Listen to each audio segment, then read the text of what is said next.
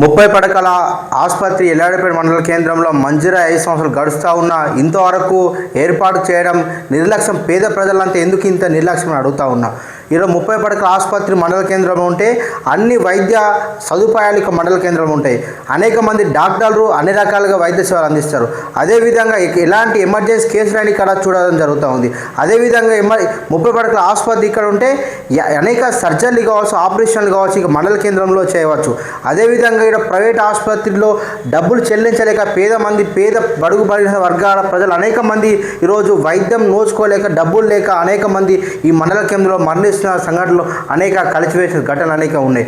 అదేవిధంగా మండల కేంద్రంలో ఈరోజు 30 పడకల ఆసుపత్రి ఉంటే అనేక పేద ప్రజలకు అందుబాటులో ఉంటే అనేక మంది వారి ప్రాణాలు కాపాడుకునే ఒక ఉద్దేశం ఉంటుంది. కాబట్టి 30 పడకల ఆసుపత్రిని వెంటనే ఏర్పాటు చేయాలి.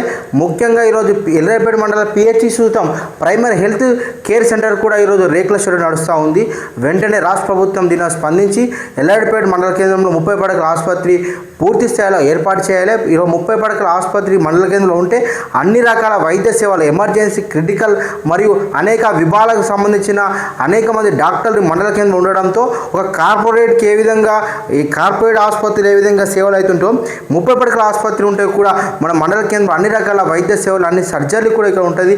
పేద ప్రజలకు అత్యవసర సమయంలో ఇక్కడ ఉపయోగపడే పరిస్థితి ఉంది. ముఖ్యంగా చూసుకుంటే ఇది ఎల్లారెడ్డిపేట మండల కేంద్రం మరియు వీర్నపల్లి మండల కేంద్రంకి రెండు మండలాల మధ్యలో ఇక్కడ ఎల్లారెడ్డిపేట కేంద్రంగా ఉండడంతో అనేక పేద ప్రజలకు అందుబాటులోకి రావడంతో పేద ప్రజల ప్రాణాలు కాపాడే పరిస్థితి ఉంటుంది. వెంటనే ఇక్కడ ఏర్పాటు చేయాలని తెలియజేస్తూ ఉన్నాం. అదేవిధంగా ఇప్పుడు మన ఇక్కడ చూస్తూ ఉన్నాం, వీడియో చూస్తూ ఉన్నాం. ఎల్లారెడ్డిపేట మండలంలో ఏదో PHC primary health care centre రేకుల షెడ్లో నడుస్తూ ఉంది. ఈ దృశ్యాలను మనం చూస్తూ ఉన్నాం.